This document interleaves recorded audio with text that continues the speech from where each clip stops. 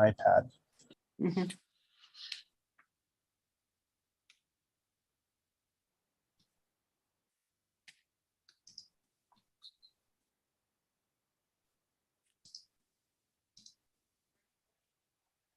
All right, B, you may begin whenever you'd like. Thank you, Jesus.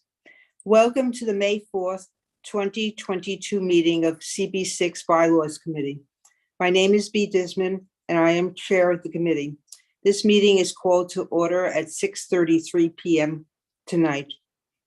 Tonight, we are joined by District Manager Jesus Perez. Members of the public, you can raise any questions or comments that you have through the Q&A feature of Zoom.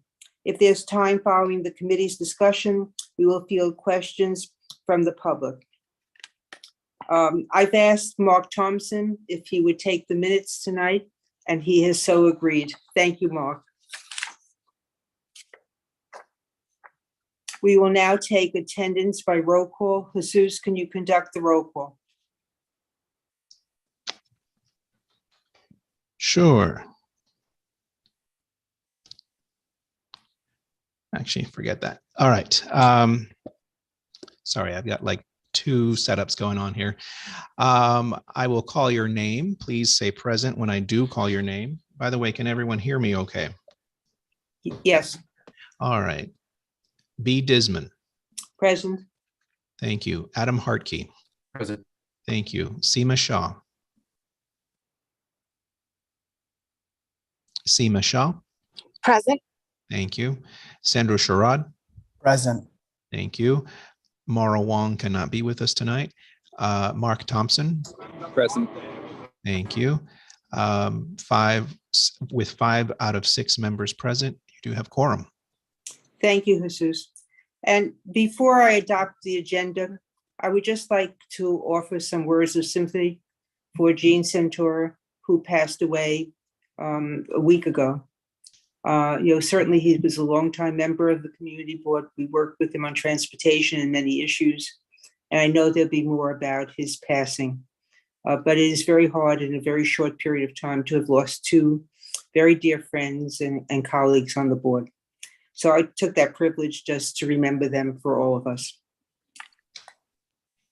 The agenda for tonight's meeting was distributed ahead of time by the board office and appears on the screen before you. If you have no objection, we will adopt the agenda as stated. Members of the committee, if you object to adopting the agenda, you may raise your hand through Zoom.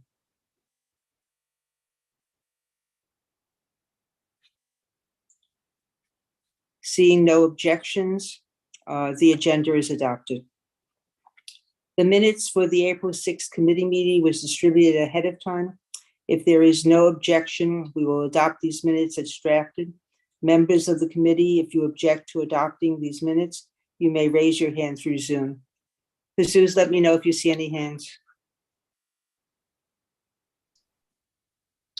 See nothing. Okay.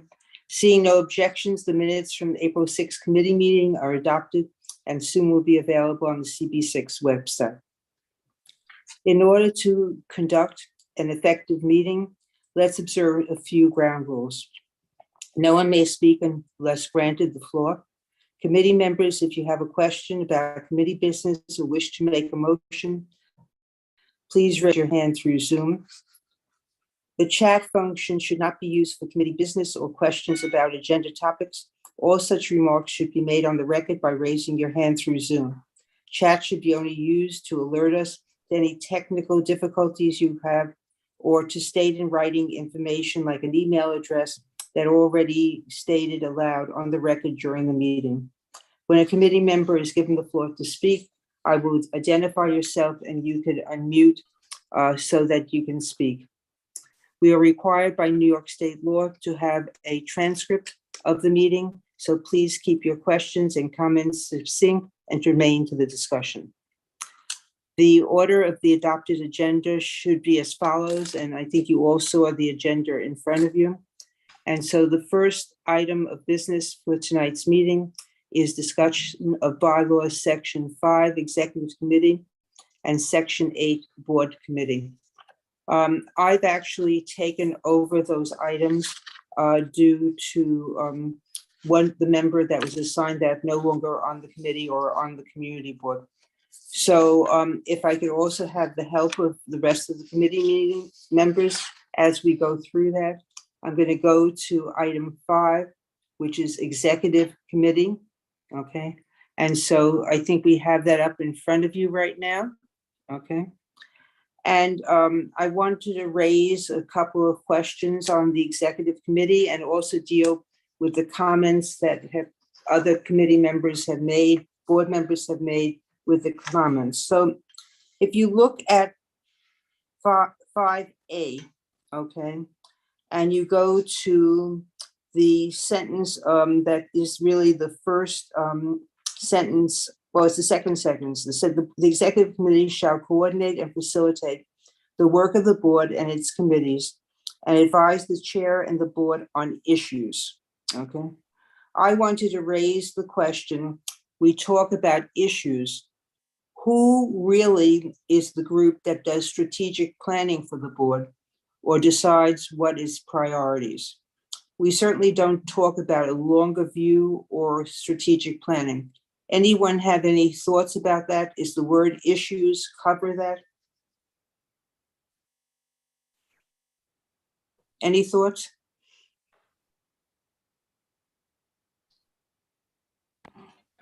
It's Mark. Just thinking that, I think that the idea was that it's anything that comes up can be discussed in exec. It seems like it's sort of a broad word. Is that good or bad? I don't know, but it just seems very vague. But is the purpose of it to be vague? So that was a good question. And, if you look at an issue, is an issue, and I guess that was what I was struggling with, Mark, is an issue strategic planning? Is that an issue or not? I just raised it because when I read it, I actually thought that was something that was missing. But anyone else have any thoughts, or you're all comfortable with leaving issues as it is? It's Mark again. I can say I wouldn't mind adding in issues and strategic planning, because that way it gives us a direction that we should be doing strategic planning, but puts it on the committee. Anyone else have any thoughts about that? Yeah, I have my hand raised. So I would agree. I guess this is maybe a question, and to answer your question with a question, do we want to consider just having like a work plan section, like developing like a sort of, I know this is what we do for the MTA. It's like we have like a sort of a framework within our committee meetings that guide the year's sort of business. Obviously it changes, but they're sort of just like, there's sort of a provision for it to sort of guide like the known sort of agenda items throughout the year. So I think what you're raising, Adam, is like where I was really getting at was the fact that, do we have an outline that says these are the things that guide our discussion? I know we've tried to do that with some work plans that have been given to Kyle, but if you read it, it doesn't really talk about that. I wouldn't put the idea of what's in a work plan or stuff like that, because that's an operating guide. But that's Adam, what you just said was what I was trying to get at. Okay. Because, and I don't know what the appropriate word is, board on issues or priorities. I mean, you could use the term priorities, you could use and strategic planning, but something more than just this issue has happened, we're reactive to it. It's something more that's an affirmative. Okay, I think strategic planning works for me. Yeah, Madam Chair, I would agree. I mean, I think that there's a lot of items that come up that we are reactive to, but having an agenda of items or a list of items that we might want to tackle throughout the year and a plan on how to do that, I think would be very helpful in focusing the board and the downtime when we're not reacting to very large land use or business affairs requests. So if there's no objection, and you guys are going to have to tell me, because again, I can't see you guys. So please do, the committee members, please do what you're doing. Raise your hand, but if no one is speaking, please do it, because I can't see you all. So if there's no objection, can we add the word "and strategic planning"? And, we will get into a discussion what we mean. It's either strategic planning or work or priority planning, but I like strategic planning because it gets you away from being reactive mode. Any objections? Works for me. Yeah, ditto. Sima, works for you? Works for me. Okay. Okay, so we will add that. Jesus, are you editing or Sandro's editing? I assume I'm editing. So You're editing. I've added Okay. that. Thank you. I Then assume I do Andrew have a was- next, Suze, Go ahead. can you? Yeah, I was gonna say just, Suze, can you edit it for me, please? And just any track changes or something, and we can make final modifications later. Sure. Yeah, I'm editing under suggest mode, so I'll do that. I appreciate it. Thank you. No problem. thank you. Strategic planning is added. Yep. So the next sentence that I want to go to is members of the executive committee shall also mentor new board members and coordinate training development of all board members. When we did the offices in an earlier section of the board, we said that they would be responsible for mentoring and new employees and development of a program. That is earlier on. So I don't know if we need it in this section because we did cover it earlier. Sandro, you at that point had edited and it was earlier on. Any comments about that? None for me. Okay, so I would delete that sentence because we are covering it when we talk about the offices. Okay. Then I want to go to, under executive committee, some of the other questions that were asked by our colleagues. One of the questions that was asked, whether we should specify, is whether or not we should specify under executive committee that these meetings are open to the public unless so specified. We don't say that. We assume that they're open. What's your reaction to adding that these are open to the public unless so specified? I think it doesn't hurt to do that. Any thoughts? The law already requires that the meeting be open to the public, so it does seem a little redundant to me. The open meetings law requires that. And it's on the agenda, it's on our website like any other agenda would be. But let me ask you, you can determine, as we did this past year, that one of the meetings was not open to the public? That was an internal discussion, Jesus? If it was, then it was not then by the law, it was not an official meeting. So no official actions were taken at that. I can recall at the beginning of the pandemic, sort of when everything was just sort of up in the air, I think we did sort of an unofficial exec or something like that. But I think now that we've sort of understood what we're dealing with, yeah, I mean, from an operational standpoint, I mean, it seems like the law already requires every CB6 meeting to be open to the public. Stressing that further without some sort of clarification as to what may necessitate that seems redundant to me. Mm-hmm. Anyone else have any comments about that? I just have a quick comment. I mean, along with what Jesus was saying, I mean, all of our meetings are required to be open to the public unless we're going into executive session because of like a personnel matter or something. I thought there was actually something elsewhere in the bylaws that mentions executive session, but I think it couldn't hurt stressing that all board meetings are open to the public, not just the executive committee, just kind of reaffirm that if that's unclear. Mm-hmm. Well, I don't expect that members of the public or people that look at our bylaws would know the open meetings law.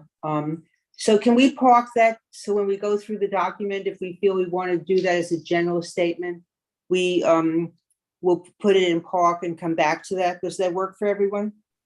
Mm-hmm. For me, Okay. Do I see any objections? I'm seeing nodding heads. Okay, thanks. No objections. Okay. And then I need to ask the question because I've actually forgotten this myself. One of the questions that came up are the votes that are taken at the exec committee meeting. And I assume those would be the votes in July and August when the board is not in session. Do we actually record the votes and report on them? Jesus, can you comment on that? Because that was a question.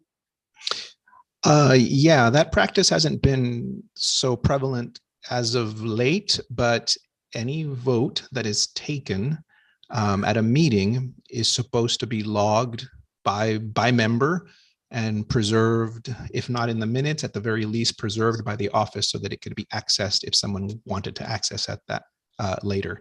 The open meetings law doesn't require that, but the freedom of information law requires that. So any substantive vote needs to be recorded properly and retained by the office.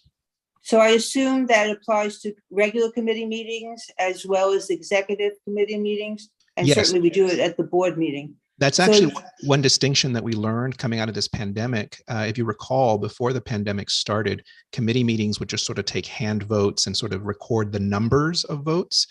It was sort of in delving closer into the freedom of information law and the open meetings law that we learned that we actually shouldn't have been doing it that way. And so once we start going back to in-person meetings, even at the committee level, it will have to be a roll call vote. Thankfully, the committees are smaller, so that's not as time consuming. But yes, every committee member has to have individually their vote taken down and preserved by the office.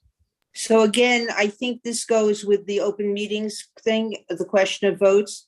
Let's take this as a general statement, and it might be part of something we put in the introduction, because it applies to many places, executive as well as committee meetings. Okay, I have two more comments that were made by the board members. One was a question: should an executive committee proxy be able to vote? Okay. We do not have proxy voting. You have to be present to vote.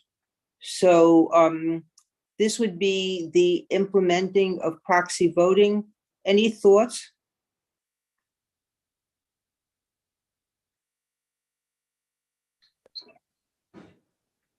I can't raise my hand. It's Mark. I'm sorry, but I mean, if we don't have proxy votes, why do we have that in there? No, we don't. That's just a member of the board is raising this Oh, question. I see. Yeah, I'm going through the questions I don't- that I I got as don't- the summary of the board. I don't know Okay, that sorry. we're allowed proxy voting. Are we allowed? Is that, I'm not actually sure that under the interpretation of the open meetings law and all the other requirements that we actually are allowed to proxy vote.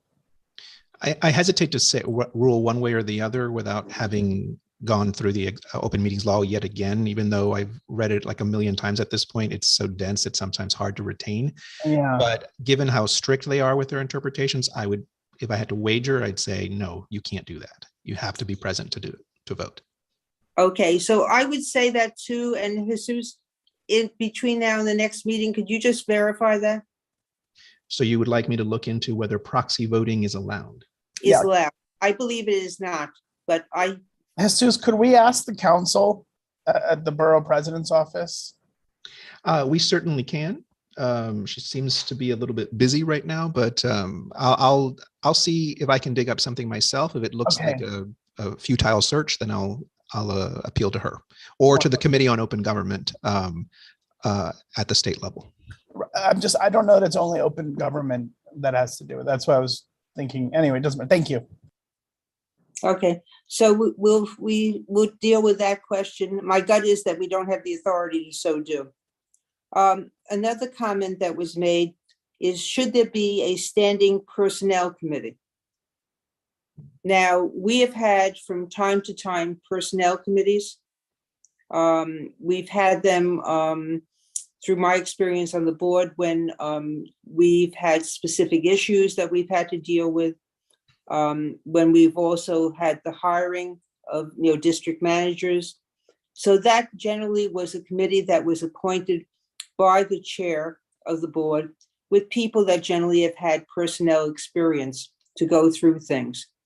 I don't know what people's feelings are on a standing committee or whether it's just a special committee as the need arise.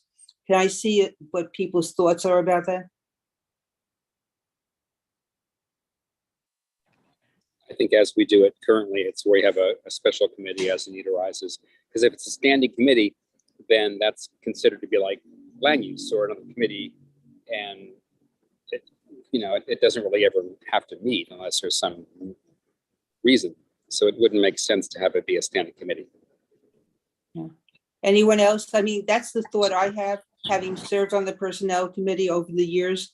I think Mark, you've even served with me on a number of them. We dealt with specific issues that had come up, and we were basically advice to the chair and the executive committee on issues. So unless people feel there needs to be a standing committee, I'm going to make the assumption that we heard sorry, the B, I have Yeah. my hand up too. Okay, This is you have Seema. you have to just chime in because I can't see anyone. Go ahead, Seema.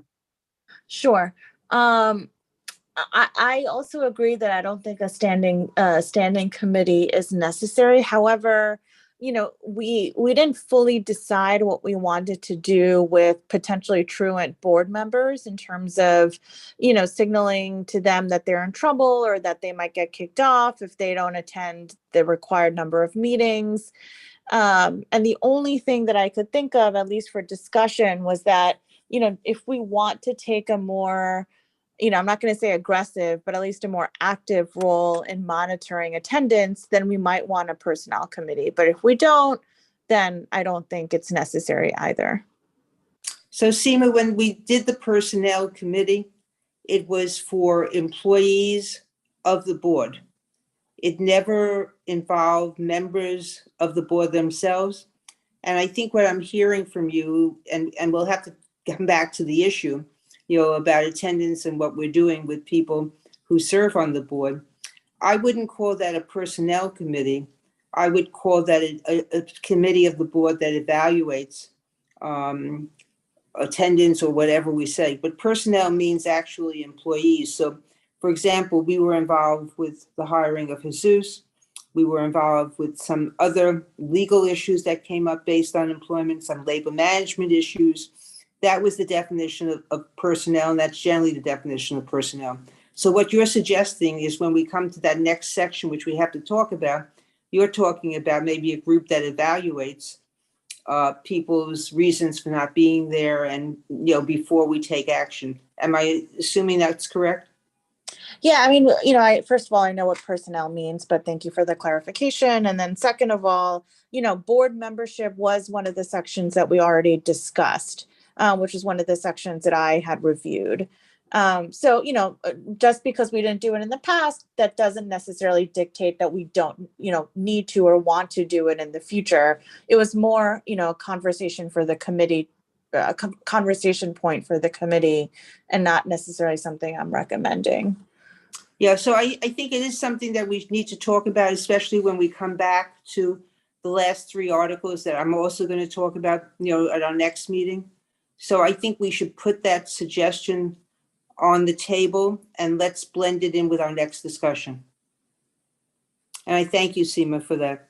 And as the only member of personnel here, I can also attest, yes, I think on an as needed basis, the personnel committee can be reconstituted if necessary. We have been very fortunate that, since the previous troubles have been sorted, CB6 has a staff that is second to none. The gold standard I once heard it described as. So we are very fortunate in that regard. Not every community board is. Yeah, well, we're very fortunate, Jesus, that we're not dealing with the issues that many of us dealt with years ago. Yes. So we move forward, but you can never tell when things crop up. So if there's a need, that's when I'm very supportive of establishing it. So let me ask if anything more on Article 5 has come up. It does appear that there is a question from the audience. Jim Collins, who is not a member of this committee, but is a member of the board, has a question to pose. He writes, there is already a strategic planning group within the board. I would suggest calling it something else, like Agenda and Developments Committee, maybe. I believe he's referring to the proposal to add "and strategic planning" to the language of this section. So can you clarify for me, I appreciate Jim's comments. Can you clarify for me who is the Strategic Planning Committee of the board currently? The Strategic Planning Committee is a committee that was actually disbanded last year. It was a sort of offshoot of the Land Use Committee to look into whether updates were needed to the 197A plan. It sort of morphed into its own standing committee after starting off as a working group. And then sort of, they were also going to be looking at the Mount Sinai Beth Israel land sale. And last summer, when that seemed to, at least for the moment, go away and no longer be an issue, the committee was disbanded and absorbed back, its work absorbed back into the Land Use Committee. So technically, there is no Strategic Community Planning Committee any longer. It's been disbanded. So thank you. With that clarification, then we'll keep the language of strategic planning for the executive. Thank you, Jesus. Right. Thank you. Okay. Jim reminded not fully disbanded. I believe there was some talk of meeting less frequently, maybe quarterly, with 3 or 4 members of what used to be the Strategic Planning Committee. But since that's not really like a legit committee, whether it exists or not is up to whether you believe, what interpretation you believe. Okay. So at this point, Jim, we're going to keep the word strategic planning and we can come back for a discussion of that. Okay. I'm going to go to the next article that was due to be covered by the other person, and it's board committees. Okay. And I actually have a couple of questions on board committees that I raised. I'm going to go to item 8B. Okay. And it says, it's the second sentence. It says each board member is expected to serve in good standing on at least 2 standing committees unless the member is specifically exempted by the board chair for reasons of additional board duties or hardship to the member. And again, you get into this whole thing as like absenteeism and hardships.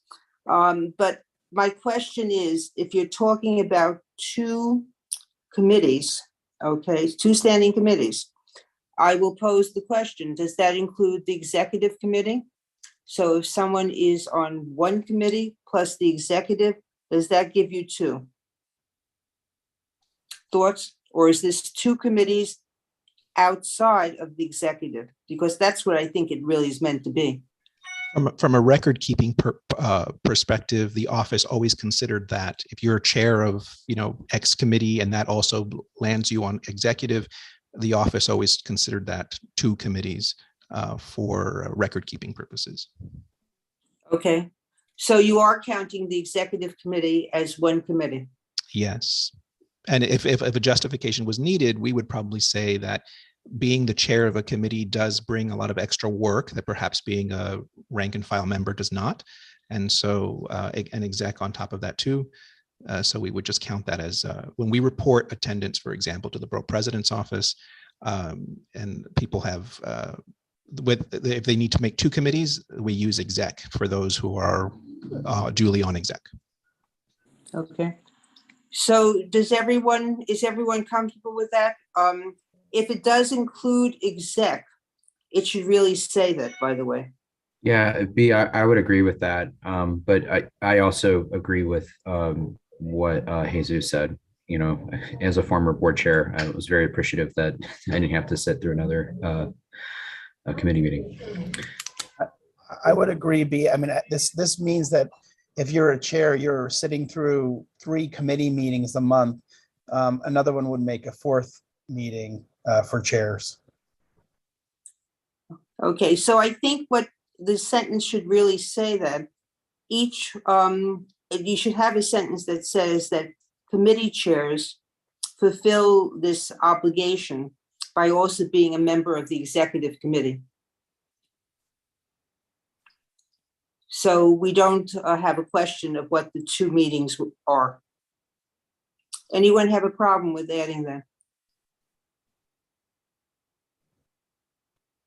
Okay, Not I. guys, see no hands? I don't see any. Okay. Then I just want to go to the next thing about public members, okay? And in looking at the number of public members that we're talking about 1/3 of the total members of each committee. Seeing how the committees function and what they're doing, what is the reaction of all of you to this question of up to 1/3 of membership could be public members? Any thoughts?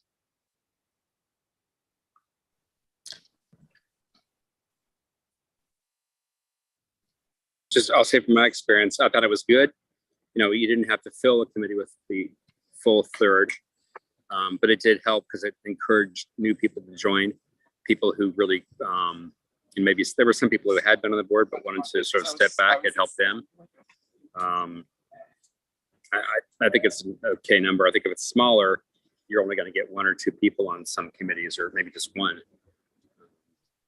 Yeah, I kind of agree with you that it gives people, as a public member, the ability to see what the committees do, what the community board does.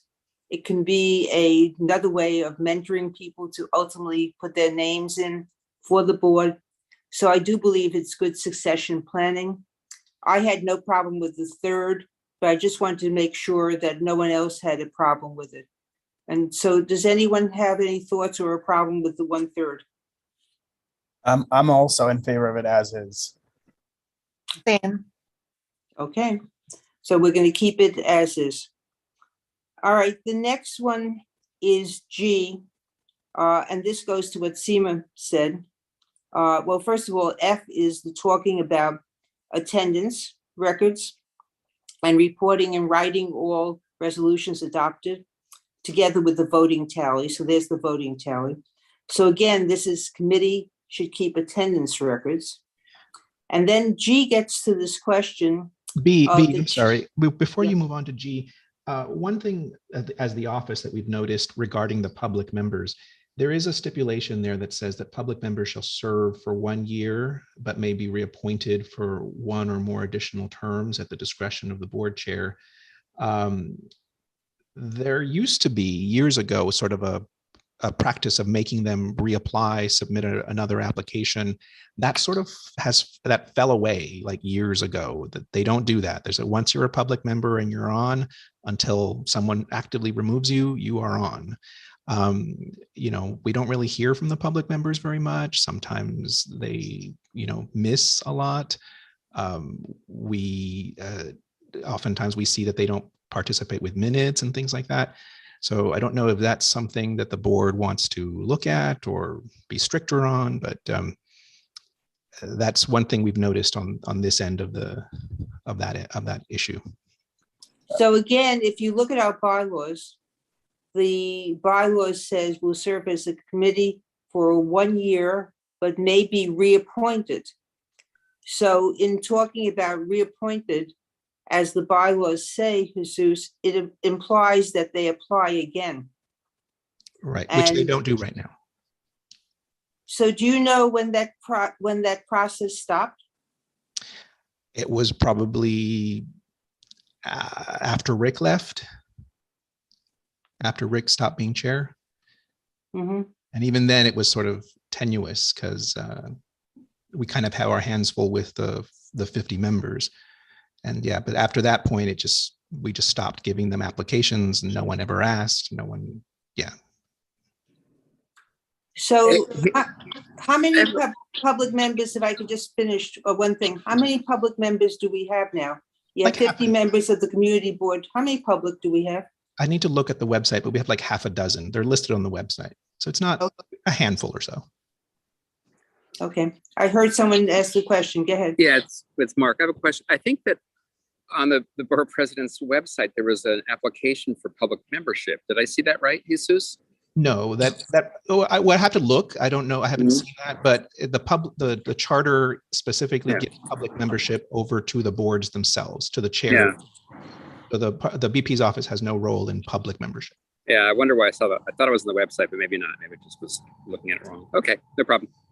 Yeah. because it didn't make sense to me. They try and find members for other kinds of bodies as well, like the Solid Waste Advisory Board, CECs. It may have been something like that.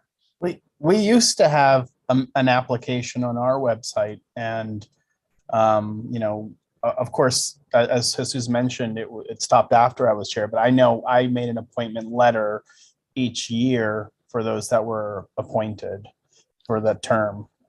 I think it would be practice for us to get back into. There is still an application. We took that. Yes, Sandra's correct. It was the last time I really saw it be done was under his tenure. And we digitized it and sort of simplified it. But this application is really only used by people who are brand new and want to become public members. Many of those applications do not succeed because I think under Molly's tenure, we added a requirement that they have to attend a minimum amount of meetings, and many members who want to become public members don't meet that. So many of them don't go forward. But yeah, that application is being used. It's just not being used by any of the current public members. So I think in my mind, the intent was the same way you have renewal for board members every 2 years, and you have renewal of officers every year. You really do need to have people's commitments, because just having a name in a committee as a public member does not help us to our goal of expanding the universe and having the community also know about it. So to go back to the issue, if we want to force the issue of people applying and evaluating, it's still done by the board.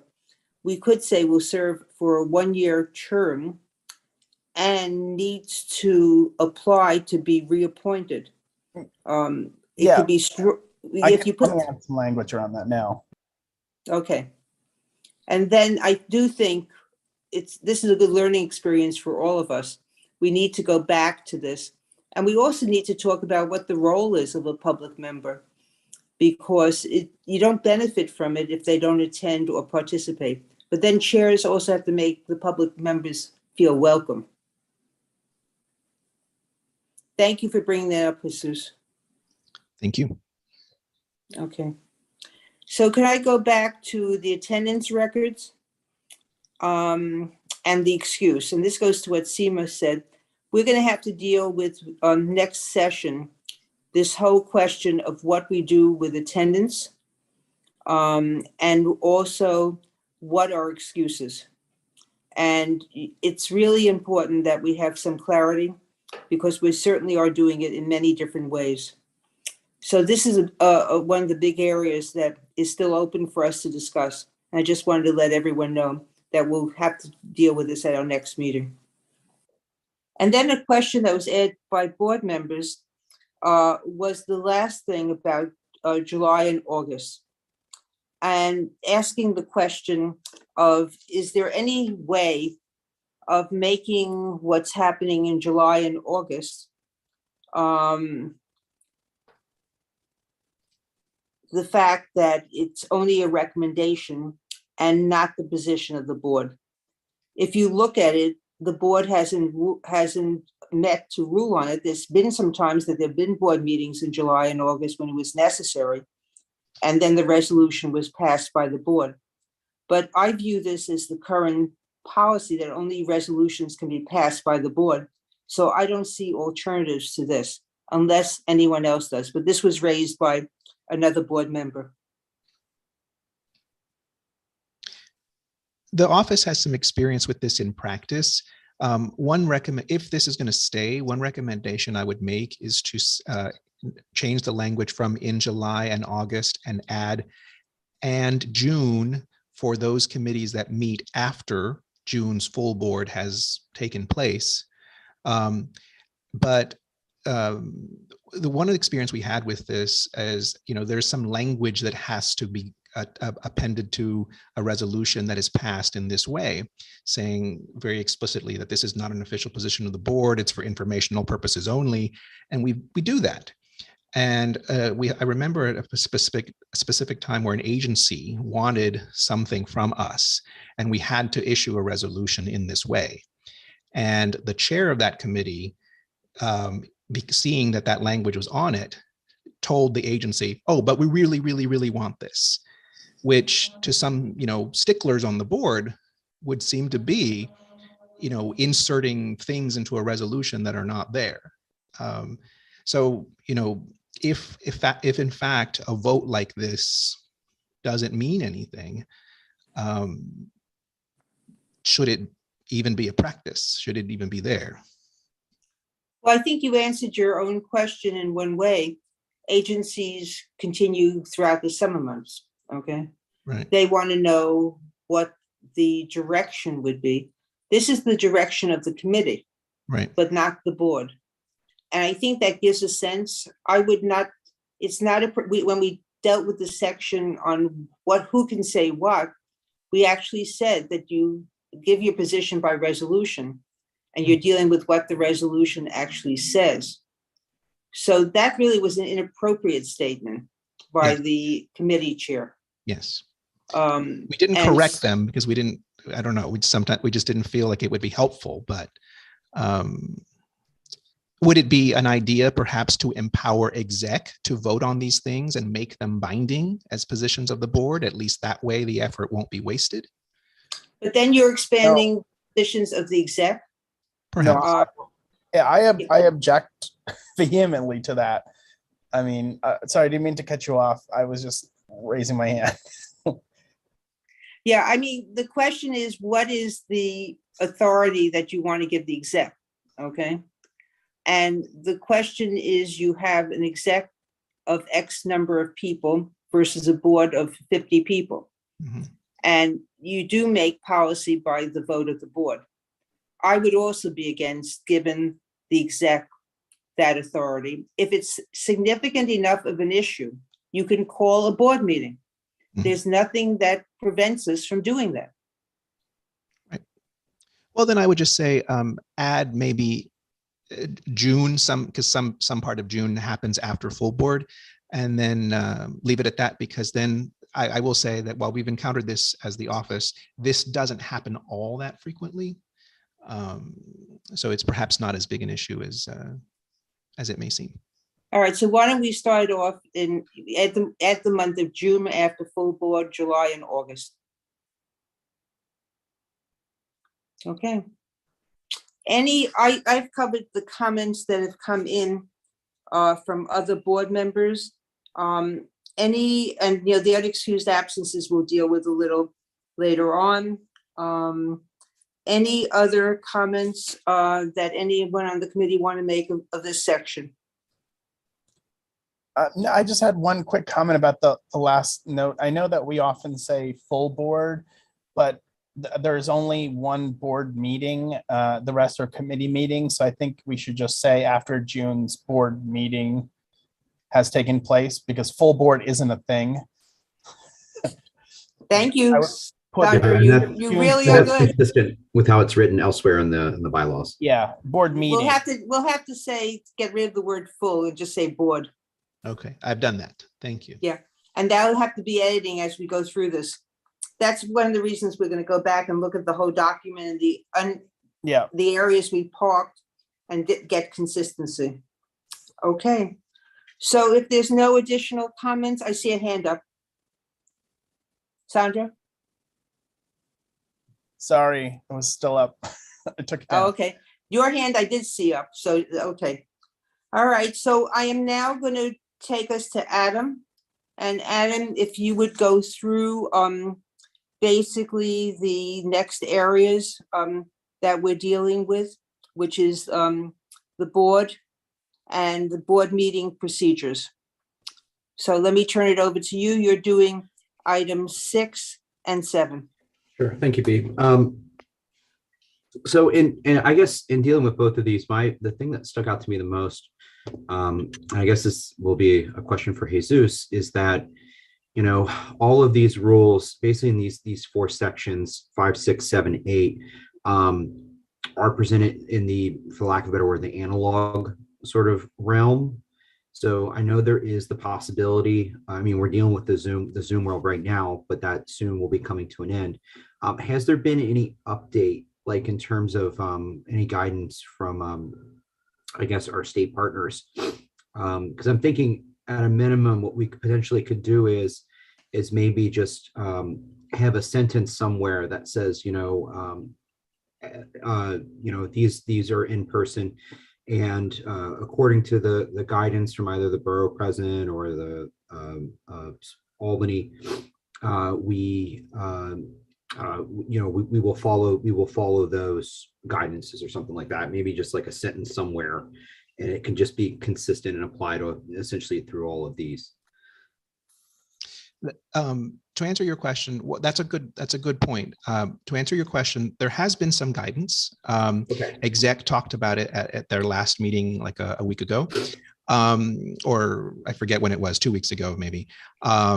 Essentially, the state is going to has put a temporary law on the books that will give boards one of two options. You either go back to completely in-person meetings the way we were before the pandemic, or you pass a resolution to allow you to do hybrid.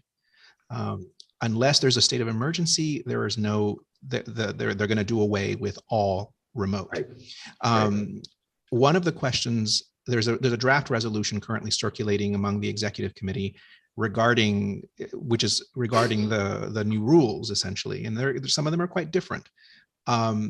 One of the questions that arose as I was looking over that resolution is the law will now say that if you want to attend a meeting virtually, you will be able to do so long as there is already an in-person quorum. And if you do so, attend virtually, you cannot count towards quorum. It does not say you're absent. It says you can vote. It just says you're not part of quorum. So that sort of led me to ask, is there going to be a new category of attendance, sort of like here, absent, excused, and on Zoom? It does seem like the simplest thing to do is just consider, for our internal purposes, people who are remote present, that consider them as here, because the law doesn't forbid that. But yeah, that's sort of wound in there. For the next 2 years, we're going to be kind of like, and even some of these with interpretation, the VP's office was like, they're figuring that they and the law department and the Committee on Open Government at the state level, they're all kind of figuring this out as we go. Yeah, for sure. And I know this is a topic that we could discuss, for hours. So I think maybe at a minimum, maybe we can discuss this maybe next month or at a future meeting when there's a little bit more clarity. But I guess in terms of an end product, if it's still sort of a Schrodinger's cat, maybe we could just potentially solve this with a sentence saying that, with guidance directed by the borough president or the state or something along those lines.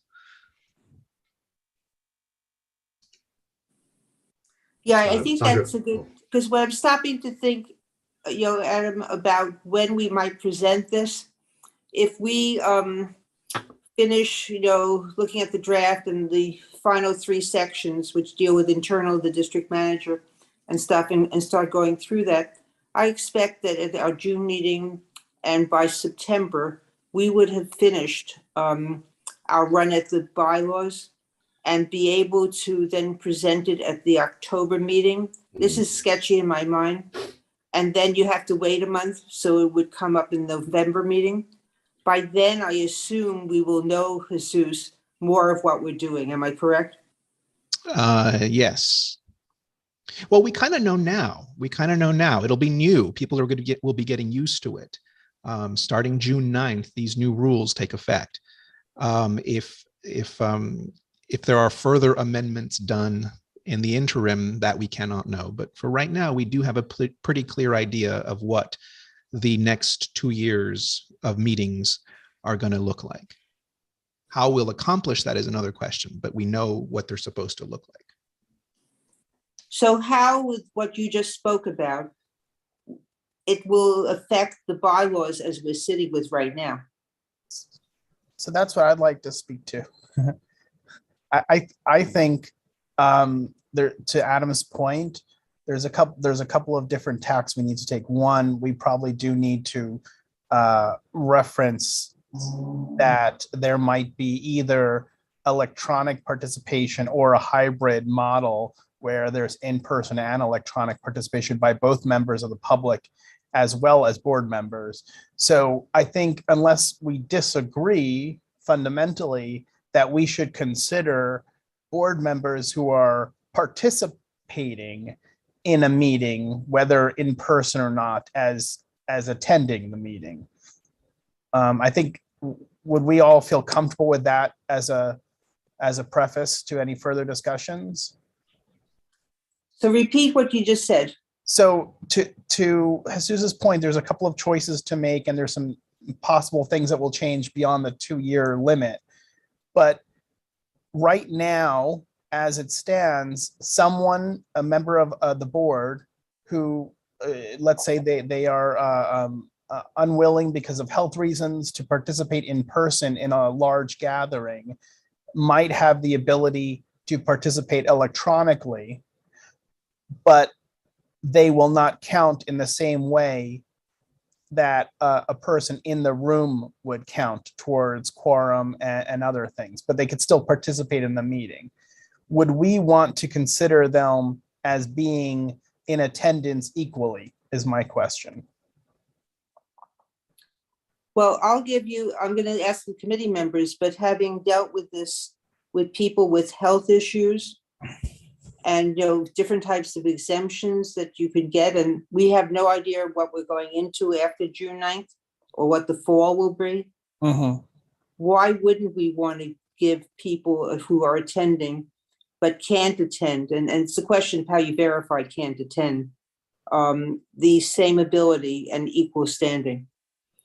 It raises so many questions to me, this hybrid approach and what counts and what doesn't count and what you're forcing people to do, that I am certainly not comfortable saying personally that if you have a health reason and I don't want to evaluate your health reason, but if you have a health reason that would prevent you from doing this, that you are not an equal.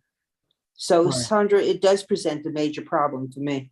Yeah, no, I agree. I mean, I'm speaking right now as someone who's otherwise too sick to go to a place in person, but I'm trying, my best to participate equally right now. So I think we should, as far as, of course, the law requires us to not do so, consider for our attendance purposes, people who are participating electronically equally. That would be my recommendation. And I assume if we put that down, that also would have to be something that the board accepts as a recommendation for everyone. Seema? Yeah, I mean, I in principle obviously agree, because I want to make that allowance for people, but I'm not sure how we would be able to track that. I'm also not sure if there would be kind of like a quote unquote abuse of that, because if the current law that I understood that Jesus presented was that, quorum has to be in person and then anyone that's there online is kind of like extra. If that's the law that it is, and then we say that no matter what, if you're on, and that there's no extra, like, why wouldn't everyone just stay home then? Right. What is the incentive to actually meet in person at all then? Are we just that? So Seema, I think you're conflating two things. So the first thing is that the people in person will count as quorum, right? So if we don't have a majority of membership in person, we will never have quorum and therefore not be able to pass any sort of resolution or business. So there's that. But what I'm actually referring to is not that per se, but the ability, when we start talking about enforcement of people participating in meetings, and we do have members that have chronic health issues that I think put them in a very dangerous position to be in an aggregate setting, like a space that holds 100 people and has 50 plus board and staff members plus the public in. So I know that's going to be challenging for some people to participate. And so to the point of whether we consider them absent, I would say we should not be considering them absent for our internal purposes. From a record keeping standpoint, I would have to agree with Sandro. I think that for the minority of members who will be allowed to be on Zoom, and it will be a minority of members, because if we're going to have a meeting, we're going to have a quorum, the majority. For them, having to create some other record keeping scheme or something, I think would be more trouble than it's actually worth, and overcomplicating things unnecessarily. If they happen to be present and they just don't count for quorum as far as the state law is concerned, but the state law allows us to consider them present, I think we should just consider them present, and that'll be that. The minutes will already reflect that they were not there in person. So if anybody wants to know, there's that. But I think as far as for simplicity's sake, it seems like Sandro's approach would be a good one to take. Well, in addition to that, Jesus, and I think also in my mind, if you don't take that approach, it's discriminatory towards older people as well, who might be more vulnerable. Mm-hmm. So I think, going to the point, you do need a quorum to hold a meeting and deal with resolutions. So, but that doesn't apply to whether you're in attendance or not. And I think I kind of support what was just proposed. Let me go to Adam, and let me go to Mark and see if anyone else has any thoughts. Sure. So again, I think this is going to be sort of debated a lot more, as we know more in the coming months. So I'm sorry for opening a can of worms. I just want to, at minimum, just make a note. Like, I don't think we have to necessarily resolve anything tonight regarding the bylaws, but procedurally, so this goes in effect June 9th. So does that mean our bylaws will automatically update, or is it just we're just going to just be the new procedure will just be affirmed via resolution through exec? So you would have to change the bylaws to reflect what the policy is, if it's different, if you have options. Okay. So that's why I think it won't be in effect on June 9th, and you're not meeting July and August. So it's really for the fall that you're dealing with, and we should have the bylaws ready to be voted on. But I would assume, Jesus and everything, that this will come up also for a discussion at the board meeting as to what the direction would, because you kind of need to know the direction even before the bylaws are written. So were there plans to have a full discussion at any point in time? Well, the draft resolution that the law says has to be passed. There has to be you can't just sort of, the law is written in such a way that once the law takes effect on June 9th, that, okay, that's that, and you can just follow the law. No, in order to make use of the provisions of the law, there has to be a resolution by the body. So it was discussed at exec last month. It's going to be discussed at exec again this month. There's actually going to be a public hearing, a formal public hearing at exec this month on the matter, because the law says you have to have a public hearing. The state really seems to be wanting to force everyone to jump through every possible hoop in order to make use of these, bare concessions. So there is more discussion. Whether there's going to be discussion at full board, I imagine there will be, but whether we have a timeline, no, not really. But given that June 8th's full board will be the final day, as far as we know, where we can meet fully remote, and that's where most people will be able to attend, we would like to try and get this passed by June 8th. There is one wrinkle, though. There is a law that was passed earlier this year that is tied to an executive order that the governor has been renewing, and that's sort of what we're operating under right now. Right. And they keep renewing it. So if she renews it past the June 9th, we'll have to get further legal guidance. But it does seem like these laws are kind of in effect parallelly. So maybe we might have a little bit more beyond June 9th. But I mean, my 2 cents on this is that I think at minimum, whatever is sort of decided on, I think we should have a sentence somewhere either before this grouping or, potentially in a preamble at the beginning that basically says that, these procedures will follow in accordance, with any sort of executive authority or basically the higher the higher powers that we're responsible to. So the borough president, the gubernatorial executive order, something along those lines, just to completely cover us, what we've been doing the past 2 years. It says, we're doing this for now, but whatever happens, we'll do that. then we can always come back and amend if we have to. If there's some urgent need for us to have a new committee, to amend bylaws, to do whatever it is, we can do that. But I think, Adam, what you just said would cover it. Isn't there a Okay, so- clause? Isn't there a clause at the end of the bylaws that sort of indicates that like these bylaws are what they are and they're the policy of the board unless, for example, like the city charter or some other law supersedes it? Doesn't reserve that, clause. that's not as explicit, but doesn't that sort of cover it? Let me see, I have the last page. I think like it a always savings covers it, that these bylaws are bylaws at the period of time. Yeah, there's a savings clause, so that's 12. In the event that any provision of these bylaws is found to be invalid, the remaining provisions of these bylaws shall remain valid and enforceable. Mhm. Yeah, that's not exactly what Adam was saying, but it sort Yeah. of seems to hew in that Yeah. way. So Adam, why don't you dictate a sentence that we could? Actually, I'm sorry, the first paragraph of the bylaw seems to be closer to what Great, Adam was actually talking about. here we go. Yep,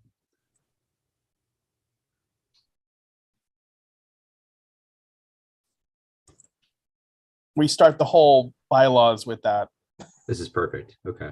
Do we think this needs to be updated at all to reflect, or is this sufficient? I kind of feel like it's sufficient. We just all forgot where it was, but Yeah, no, I think it's good. Okay, great. Okay. Okay, Adam, the rest? All right. Let me get so my. can I just call, I know we left off with the attendance and absenteeism. Seema, I don't know if you actually were here when we discussed this, but part C of this 6C, we decided to strike out specific call outs for attendance reasons and left it to the discretion of the chair, I believe. So It was more generic. yeah, Jesus, if you scroll down to C, part C on the next page. And while I'm scrolling, just an FYI that from the audience, Jim Collins seems to have his hand up and request the floor. Okay, could you ask Jim what the subject is, please? Jim, if you could put your question in the Q&A. All right, here's section C that Sandra wanted to view. I wanted to make sure Seema was aware.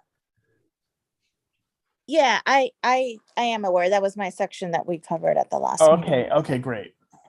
Okay. Yeah, I mean, I felt like we still had kept it kind of open. I think I don't even know if we said at the discretion of the committee chair. I think we like kind of even kept it more open than that. You know, I think in my mind, it was the committee chair, but we'll come back to this because this will be a big one when we get to the next thing that I do next month. Okay, Adam, why don't we go back to you while Jim is writing his question? Sure. I'll- So, His question is resolved. Okay, thank you. okay. Okay. So the section 6 is actually pretty straightforward. So again, I think these issues, at least digitally speaking, will have to be, reconciled at some point. I don't think tonight. I don't think we're going to solve it tonight, but just to put a post-it note there. So I think what we can do is we can dive right into section. Well, actually, I had a question for everyone here.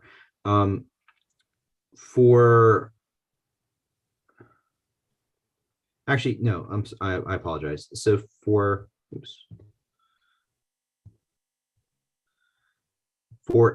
section 2 regarding the quorum,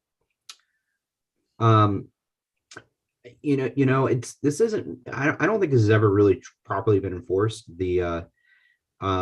Basically, whenever an act is authorized to be done or determination or decision is made by the community board, the act, determination, decision of the majority of the members present entitled to vote during the presence of a quorum.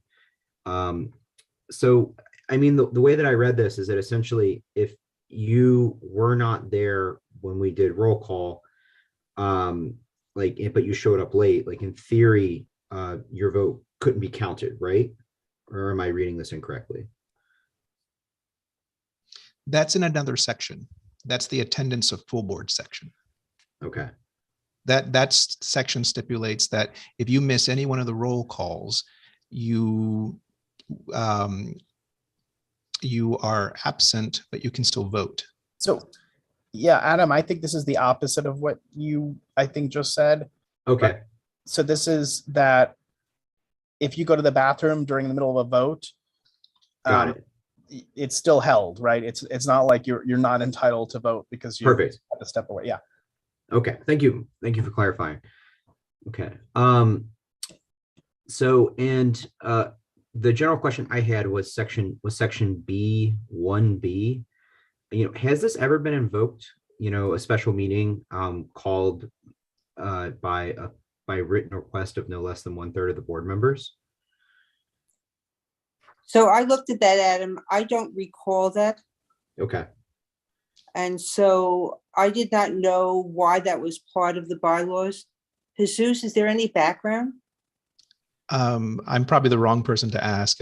In the 6 years that I've been here, and then the additional 2 at the VP's office when I was your liaison, I never heard anyone mention this provision. I don't recall it ever being invoked. Maybe Mark knows. He's been around. You implying that I'm old? No, I actually have never heard of that happen. So, since the Stone Age, actually, SS Blue. No, I believe never Mark's heard of first resolution was on a stone tablet. it was actually it was smoke signals. Yeah, there were no, I've never heard of that. No one's ever called us, that. So I don't know why it even. I'm pretty sure it never has happened, but I Mhm. imagine it's more if the chair is unavailable, out of the country, we have no way to conduct business otherwise, because the chair is the only one vested to do so. It does say a vice chair could do it. It says a Right. vice chair. Yeah. It Interesting. actually makes no sense to me because the reason you have a chair and then a vice chair, Yeah. if the chair is not available, your vice chair steps in.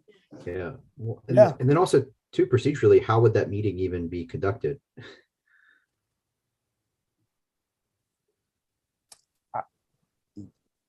Yeah, and here, by the way, under voting, it posted on no proxy voting too.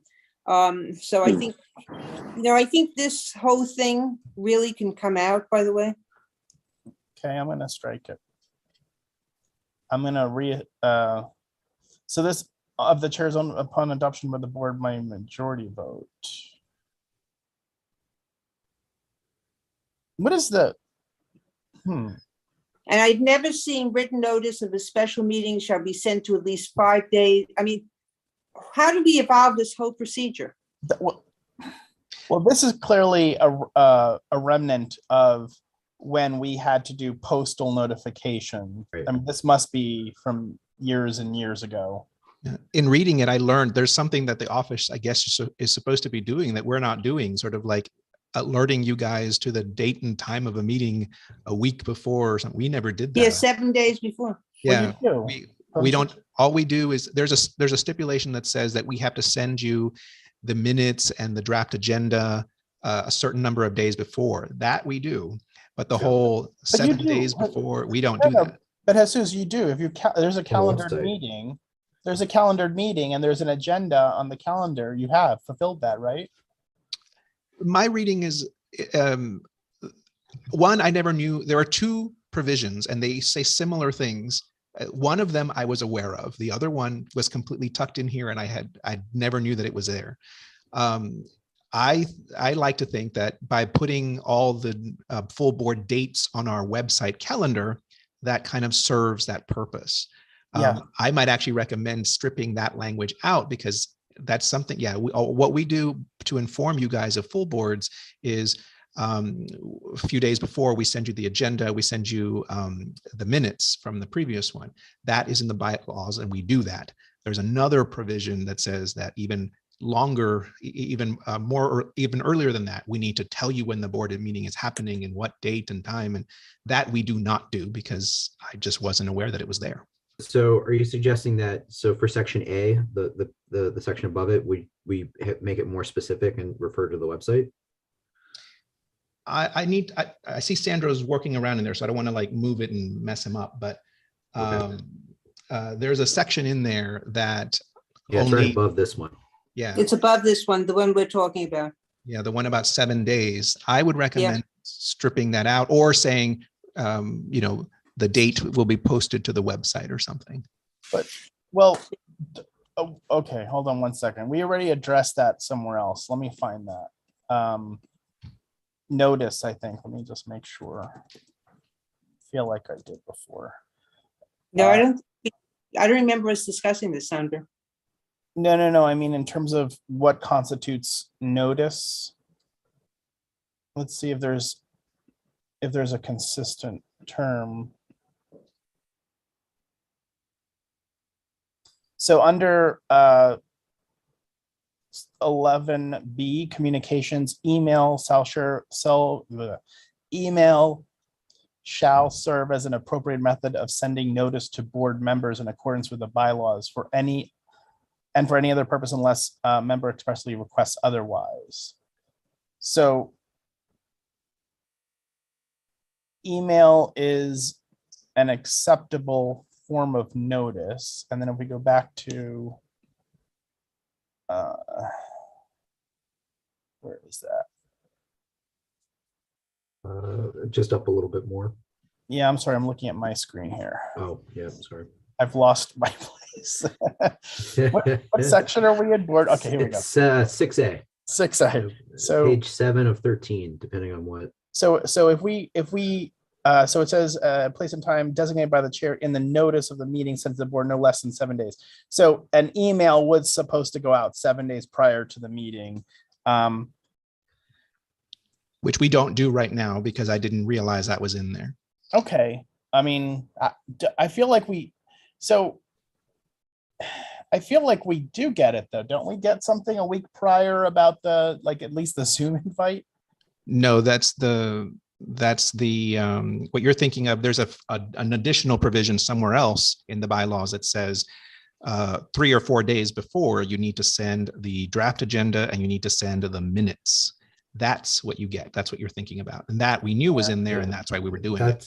That's in the So next why section, wouldn't we just 7A. modify this? Why wouldn't we modify this to say in a email chair in an email notice of the meeting electronically? Okay. I mean, No, now that we know that it's there, I mean, sending an email is not difficult. We can send an email. But given that I guess we haven't been doing it for the 6 years that I've been here and no one has said anything to us. because no one reads all the bylaws. Yeah, for the sake of simplicity, why not just strip it out? Yeah, because it's addressed more in detail in the next section.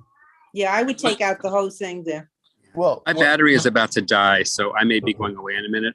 I apologize. And I don't know, so I'll stay on as long as I can. so Thank you. what part are we talking about removing? This part? The part about sending a notice of the meeting 7 days prior to the meeting. Right. Okay, but You guys will still get, however, the minutes from the previous full board and the draft agenda that comes the Friday before full board, because that's in a different part of the bylaws that we know was there and we have been fulfilling month in and month out. so basically what you're saying is instead of 7 days, it's been 5 days or 3 days or I'm saying that days. there are two separate requirements. One Okay, but- requires But 7. what are you actually sending it? You're sending it. So there are two separate requirements. One is the one that you've got highlighted right now. Right, but that- I'm not asking about the requirements. I'm asking about what you're doing. Is it 5 days prior to the regular board meeting? It's I think the bylaws say 3 or 4 days, I forget. 3 But- days. If effect, the 3 days is essentially over the weekend. So we do it the Friday before, but that's that's in a different part of the bylaws. I understand So that. So, but, okay, sorry. So should we just not change this to 5? Or you know what, we can leave it. No one knew it was there for 6 years. I'm sure it's Well, why wouldn't you make it consistent with the 5 when I saw the 5 on the prior? Why didn't you keep it the same 5? Until I reviewed these sections today, I did not know this particular section that we're looking at right now was there. I only was aware of the other one. The one that requires us to send you the minutes and the draft agenda. Jesus, I don't think we're too concerned with why aren't you doing it. I think we're just concerned with why aren't we making it aligned to the business practice of whatever it is you have been doing. I guess that's our question to you. And also, since we're doing things electronically now, it's not snail mail. Right. Well, I guess Right. if you make this conform with that other clause, then you'll have effectively two clauses kind of saying the same thing. Yeah, you could just reference it, right? Like in accordance with The section. section 7, section A, or the board meeting procedures. Because there's a number of places, even with special meetings, that talks about 5 days.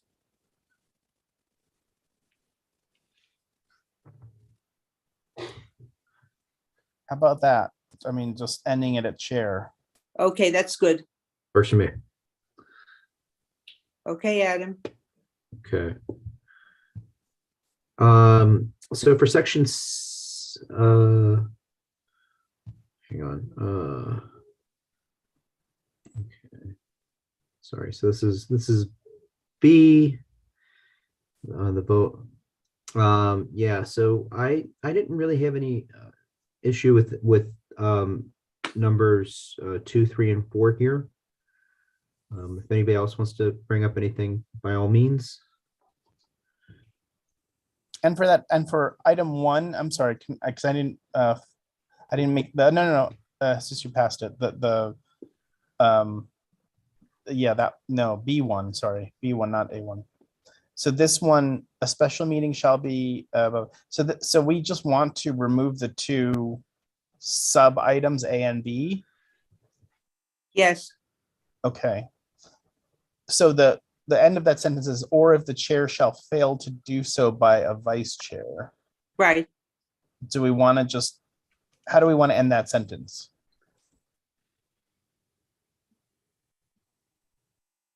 By the chair or vice chair, just, Or vice chair, okay. I'll make it simple. yeah, I'll fix it. So in looking at the general comments that came in on this section, there was one comment about voting. And I just want to raise it. It says, what if people can't vote due to a technical glitch? And it referenced a particular one person having problems. It says, so should we create a procedure so it won't be challenged? I think we've been handling this well. I wouldn't go ahead and look, because if they can't do it by the ballot, we take it as we do roll call. Yeah, Right. I agree. But B, I do have one other thought along those lines. I don't know if it's the right time to bring it up. I'd be happy to defer till later though. Well, let me see if Adam is finished, and then I will go to you. Yeah, the only thing else I have is I guess within the attendance and excused absences section, I guess section C, but I'm happy to defer to Sandro before that. If it's in the Yeah, same and we're article. going to talk about excused absences and everything next week, because that comes up in the other article too. Okay, great. So Okay, Sandra? So my, it's more around voting, but it does touch to what you just mentioned, kind of the inverse to some extent. Before the pandemic, several boards had a process where they actually had electronic voting. And of course we did not, but I think that the board office using Airtable and a process that they have evolved has worked wonderfully and has made the voting, I think, a little bit more efficient in terms of tallying and probably the aftermath in terms of minute taking. And I would love to continue to see some semblance of the electronic voting system continue, even in a hybrid environment. And I'm not sure if it needs to be, excuse me, if it needs to be codified in the bylaws, but I think it would be great if we could have something going forward. So Sandra, I think I too would like to continue it, but that means we have to ensure that everyone brings an iPhone or an iPad to the meetings. well, we don't have to require that everyone only votes electronically. I mean, we can, I can leave some discretion to the district manager and others to determine how best to account for that. But I think that there is, in almost all of our venues, there is internet connectivity. Almost everyone has a smartphone. So there is definitely the capacity for many members to vote electronically, if not all. The issue I would see with that is assuming, yes, we have a place that has internet and that it's a place that has good cell phone reception. We do have extra iPads, even if we needed to buy many more so that everyone could be assured to have one. We have it in the budget to do that. The only thing I would say is that if you give people the option to not vote electronically and to use like the ballot, then while most of the votes or whoever votes electronically is counted super fast, all those other votes are not. And one of the things that we were told in parliamentary procedure training that I still have to go to Robert's rules to see if I can find any written corroboration of that is that the way we used to vote before, where we had all these ballots and then we only tallied them like the next day at the office, and then that's when the final count was announced, that we shouldn't be doing that. We should be announcing we should be announcing the final tally at that night. So unless people want to wait for all the paper ballots at the end of a long full board meeting to be tallied, either everyone has to vote digitally, or I don't see the point to it. Yeah. So let me just mention, I mean, I'm Sandra, just 1 second. In a number of places where we've met before, I with an iPhone or iPad could not get on the site, of the institution. Mm-hmm. So don't you have that issue in a number of places? It could be. And some of the places that we used to meet before, we cannot be relied on to meet again. So I would love to have a place where we had that ability to sort of meet everyone and have a lot of space and have reliable internet. I would, if you put language like that in the bylaws, make it sufficiently flexible that if it so happens that we can't assure that some sort of analog version will also be okay. Well, there's an easy way of doing that, Jesus. You can put in that voting will be electronic where feasible. Yeah, that was my intent. I wasn't mandating electronic voting in at least intending to. But Jesus, I would argue that surely it would be easier to tally the 5 or 6 who might have to do it via paper versus counting each vote 50 times. Yeah, we're happy to do that, so long as the members are willing to wait. People get antsy, but yeah, we're happy to do that. When we're at meetings, we're in no real rush. So why don't we put a sentence in there about voting will be electronic where feasible, so we have that in here? Sure. I'll let Sandro seems to have regained his strength and has regained control of the thing. So Sandro, I'll let you do that. He can't help himself from editing. Okay. So I'm going to, Adam, anything else? If we're not going to talk about absences, then no, I don't have anything else in this section. Okay. So absences was one of the things I was going to put on the agenda for our next meeting, because I think we have to resolve, and especially now hearing about the June 9th rules, it's something we have to go into a little more. Also, I will finish the 3 articles that we have left, 10, 11, and 12, and 4 articles and 13, but 12 is the savings clause. So we could finish that. And then what I'd like us to do is, where we have parked things, is to go through, if Sandro and Jesus can send us all a copy of what we have, if we could then go through it for our next meeting and try to clarify things that we left open. So I hope that people are comfortable with that plan. So let me see if there are any other comments about the articles that we just discussed. So actually, B, before you do that, so I also had 7 assigned to me, and right, that could be a very weighty sort of topic. So I'm happy to park that.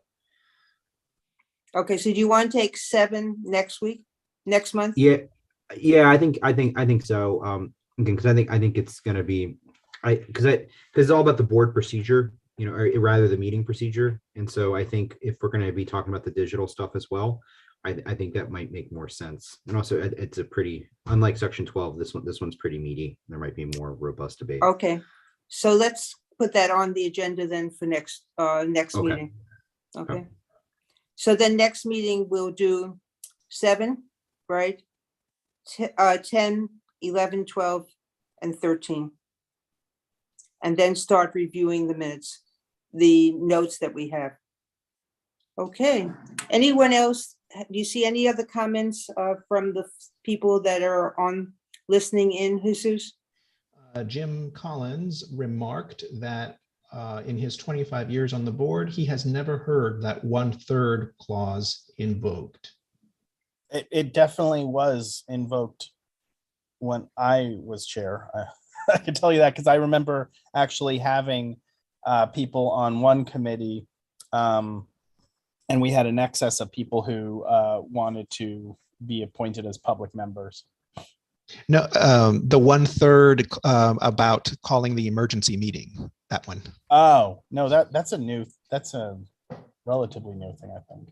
All right, so Yeah, just I think between Jim's, Sandra, Mark, and myself, with our institutional memory, we have no idea when that was implemented. Hasn't happened in 1,000 years. Marty may know too, because the last bylaws round, it might have been in there, that might have discussed it, but I'm not sure. I think it was after I chaired the meeting, and Rick might have had a hand in that. All right, in any event, we know where we're going with that. Okay, so just to be clear, next month's agenda, so that I can indicate this in our records and we can put it online. Next month's agenda, we will move section 7, which would have been discussed today. We'll move that to June. right, We'll also add section 10, 11, 12, and 13. and 13, and then if there's time, begin the final review of all the markups. Right. Okay. And my gut is probably that's going to move later on, because I do agree, section 7 is pretty worthy. Okay. Okay. So if no other comments, I think you basically have the chair's report on what our next meeting will be. I think we're finding incredible stuff in the bylaws that many of us have not seen. It's very helpful to go through it line by line and to have the experience of the people that we have in front of us. So it's very, very appreciative. All right, I'm going to call, is there any member has any old or new business? Could you raise your hand? One last thing to clarify, you want me to send this draft to every member of this committee, right? This working draft? That's correct. Okay, will do. Says we just need to fix the first couple of paragraph numbering that I mentioned earlier, because that was an error. Okay, I'll look at all the numbering and then you mean the main headings, the main sections? No, just the first page. When Seema is going through it, before we turned on track changes, I believe she renumbered like letter A, B, C, or I think there's like a new D or something. I don't remember. I have to look at the other version. Okay. You want me to fix that, or? If you want, I'll fix it. I just have to look for it. It's Okay. All right, between the two of you, you will have a copy to the committee members so we could look at it. Yes. Okay. So if any other old or new business? Just want to say great work for everyone. This is hard, guys, and we're all learning also as we go along. Then if I'll ask for a motion to adjourn. So moved. Okay, we're adjourning at second. We're adjourning at 8:01. Thanks, everyone, and really. Thank you, everyone. It's a lot of work. Thank you all. Good night. Time to feel better. Yeah, feel better. Feel better, everyone. Be careful with those stone tablets, Mark. Well, Don't stub your toe. Okay, thanks. Bye. Bye. Bye. Bye-bye.